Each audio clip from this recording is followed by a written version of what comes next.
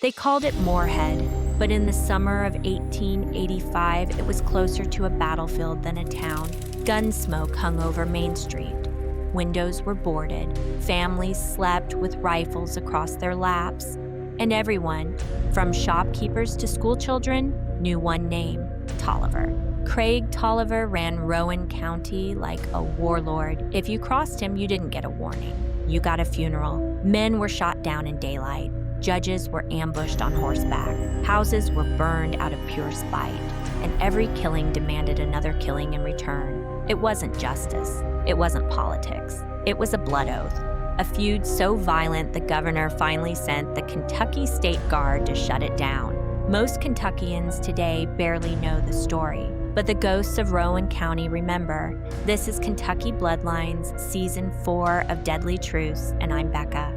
And today we're opening the doors on a 3-year war that turned a quiet bluegrass town into a killing ground, a feud far bloodier than Hatfields and McCoys, and almost as savage as the Harp brothers themselves. This is the Rowan County War. Before the first shot was ever fired, Rowan County was already split clean down the middle. 2 families, 2 power structures, 2 men who refused to back down. On one side, the Martins, old settlers, politically connected, tied into the courthouse and the local elite. On the other, the Tollivers, proud, stubborn, armed to the teeth, and led by a man whose temper could flip a peaceful room into a war zone in under 10 seconds. It didn't start with murder. It started with an election, a county clerk race, a few insults, whiskey, bruised pride. Then somebody pulled a gun, and the moment the first body hit the dust, the fuse was lit.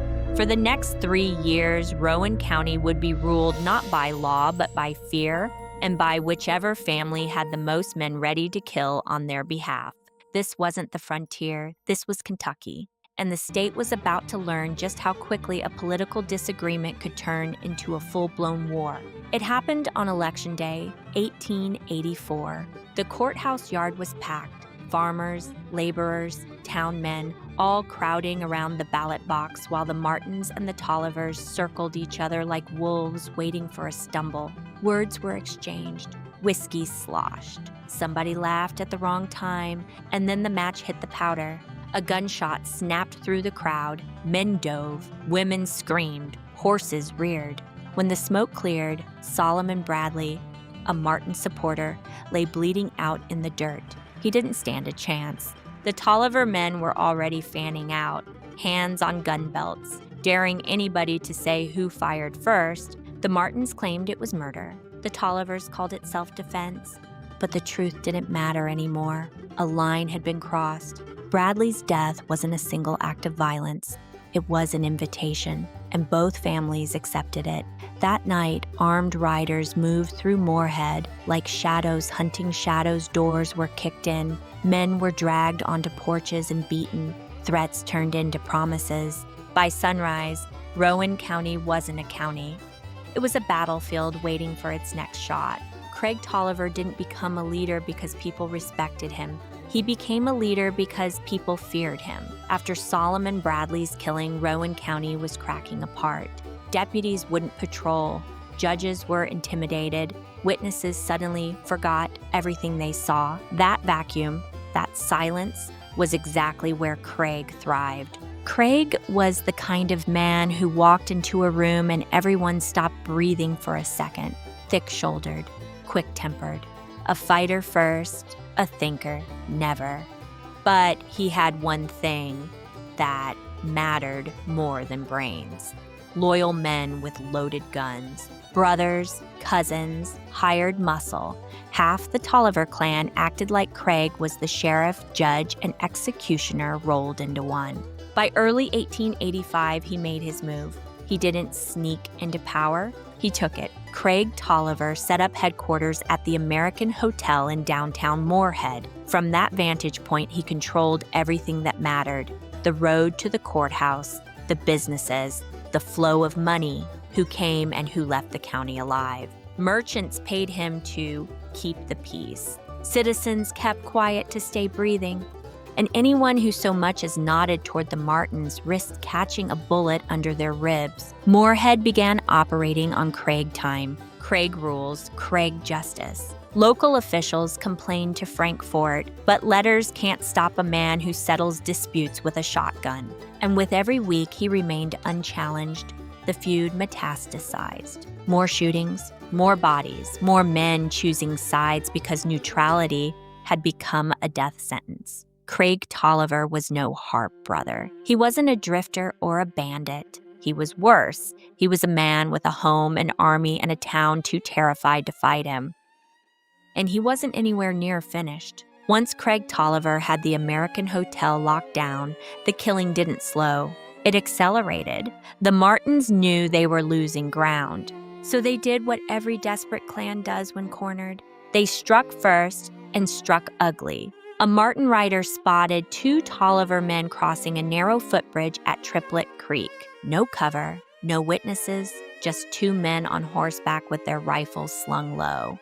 The Martins stepped out of the brush and opened fire at point-blank range. The shots blew both men off their saddles and straight into the creek. One died instantly. The other thrashed in the water, screaming, until a second bullet hit him behind the ear and sent him drifting downstream like discarded livestock. Word hit Morehead within an hour. Craig Tolliver didn't bury his dead quietly.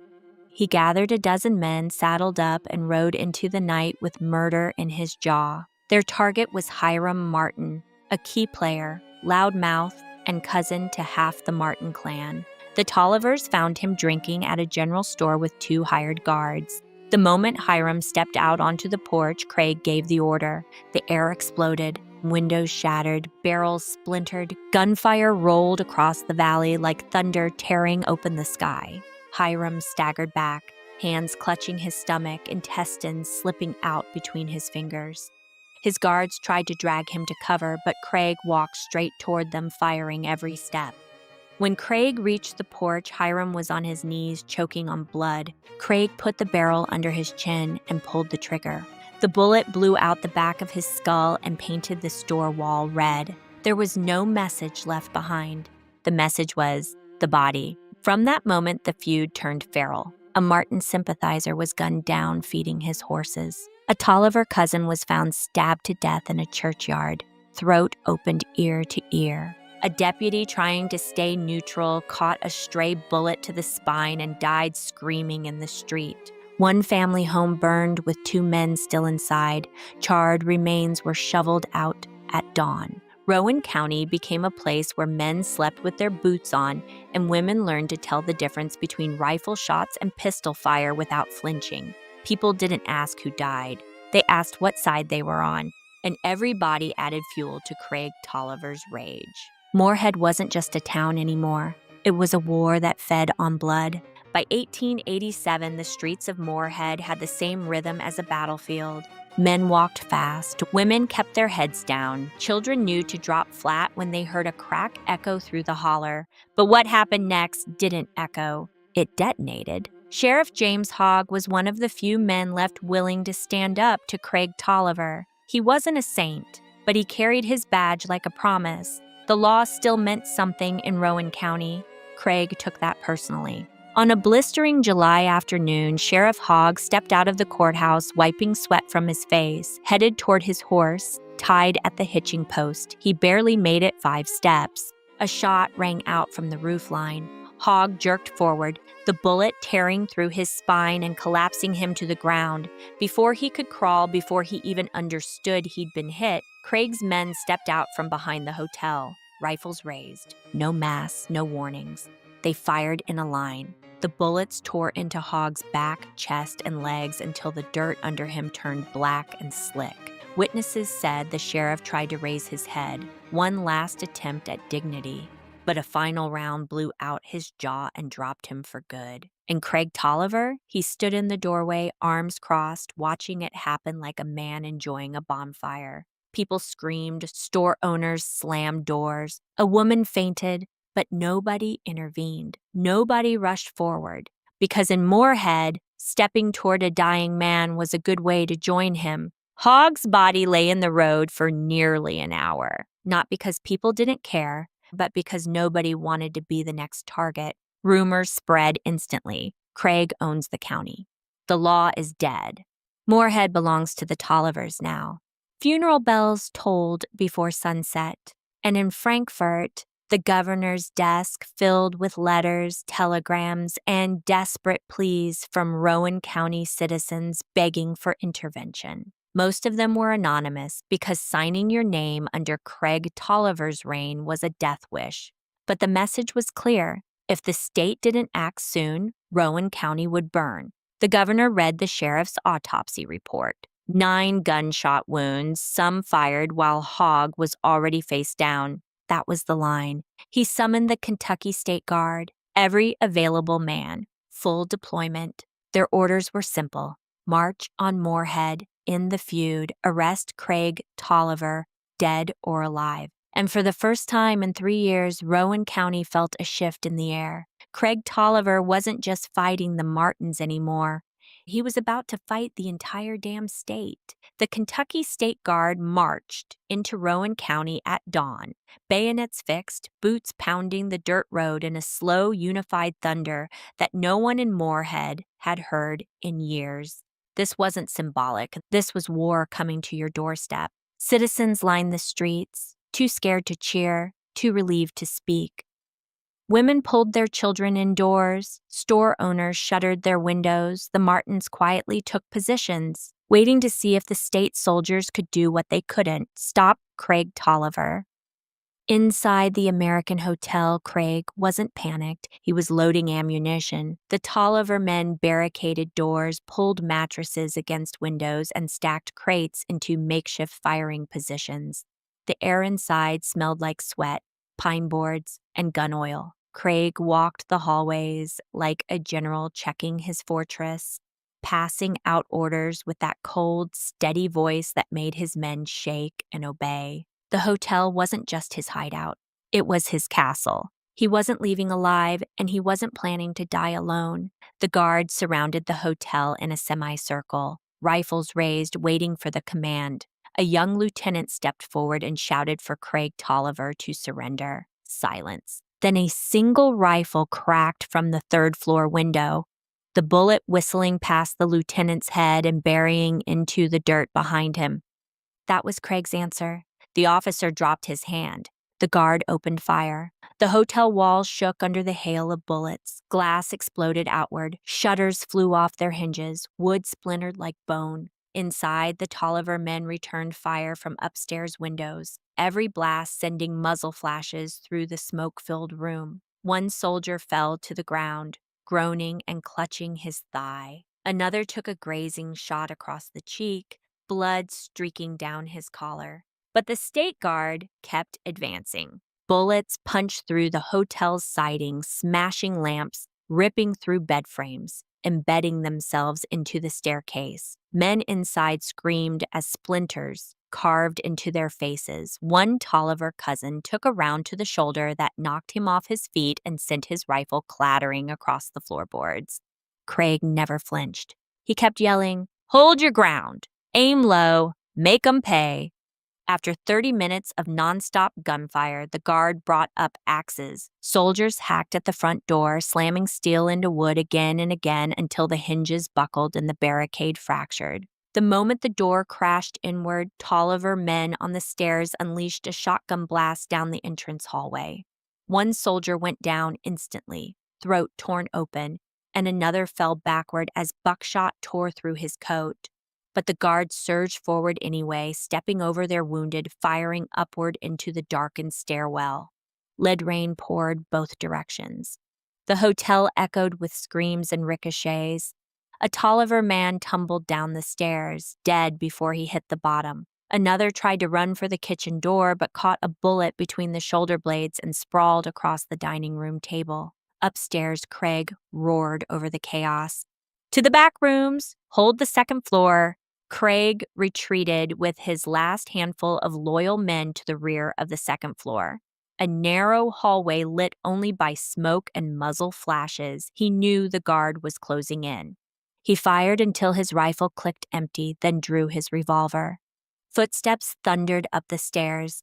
The first soldier around the corner saw Craig standing there, broad-shouldered, blood on his face, revolver raised. The soldier fired first. The bullet ripped through Craig's left arm, spinning him sideways into the wall. Craig snarled, steadied himself, and shot back.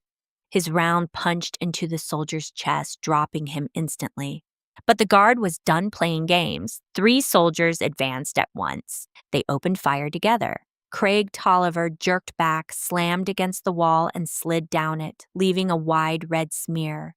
His revolver fell from his hand. His boots twitched. His breathing stuttered, then stopped. The warlord of Rowan County, the man who turned Morehead into a killing ground, died in a cloud of smoke, splinters, and gunpowder. With Craig dead, the remaining Tolliver men threw down their guns. Some sobbed, some fled, some simply sat on the floor, too stunned to move.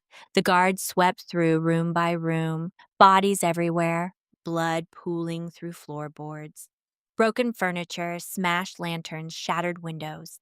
The 3-year war that choked Rowan County ended in 40 minutes of violence so fierce the hotel itself looked wounded. Outside, the townspeople finally stepped out of hiding. No cheers, no celebration, just relief, bone-deep, exhausted relief. The tyrant was dead, the feud was over, and the blood-soaked story of the Rowan County War would fade, overshadowed by bigger feuds with better publicists, but never forgotten by the people who lived through it. When the smoke cleared and the last Tolliver body was hauled out of the American hotel, Rowan County didn't celebrate. It exhaled, a long, shaky breath from a place that had forgotten what quiet even sounded like. For the first time in 3 years, people walked down Main Street without checking rooftops. Storefronts opened. Church bells rang without fear of gunfire answering back. But beneath that fragile peace was a truth everyone felt. The war had taken something from Morehead that no governor, no guard, no court could ever give back. Half the families involved in the feud moved away entirely, some out of grief, some out of shame, some because staying meant living among the ghosts of the men they killed or failed to save. The Martins lost husbands, sons, cousins. The Tollivers lost half their clan in the siege alone. And the people stuck in the middle lost everything else: crops, homes, sanity, security. There were children in Rowan County who could identify the sound of a .44 pistol blast before they could write their own names. Frontier trauma leaves deep roots. The governor ordered the remaining Tolliver sympathizers arrested or driven out. The American Hotel, once Craig's fortress, was stripped down, repaired, and eventually torn apart. Locals said the wood creaked at night for months afterward, like it remembered bullets passing through it. For years, the Kentucky State Guard kept a close eye on Morehead, terrified the fighting would flare back up. It didn't, because the heart of the war was dead, bleeding out on that second-floor hallway. As decades passed, the Rowan County War was overshadowed by more famous feuds: Hatfield's and McCoy's, Hargis versus Markham. But none of them matched the raw brutality of what happened in Morehead. The Hart brothers left bodies scattered across Kentucky. Craig Tolliver left a town swallowing its own grief. Locals said you could still feel it on certain nights, a heaviness in the air, the kind that makes you look over your shoulder as if the hills remember the crack of rifles and the smell of gunpowder. And maybe they do, because some wounds don't stitch shut, some wars don't end clean, and some places, especially in Kentucky, carry their bloodlines in the dirt. This was the Rowan County War, the feud that turned a Kentucky town into a battlefield, and a reminder that sometimes the most dangerous men aren't outlaws passing through. They're the ones who claim a town as their kingdom and dare anyone to take it back. You've been listening to Deadly Turths, Kentucky Bloodlines with Becca. If this story pulled you in, follow, rate, and share the show on Spotify, YouTube, and Apple Podcasts. It takes 2 seconds, and it keeps these forgotten histories alive. Full sources for every episode are listed in the show notes. Deadly Turths is independently researched, written, and produced. All opinions are my own. All events and individuals are presented strictly for educational, historical, and documentary purposes. And remember, the past isn't buried. In Kentucky, it's hiding in the bluegrass.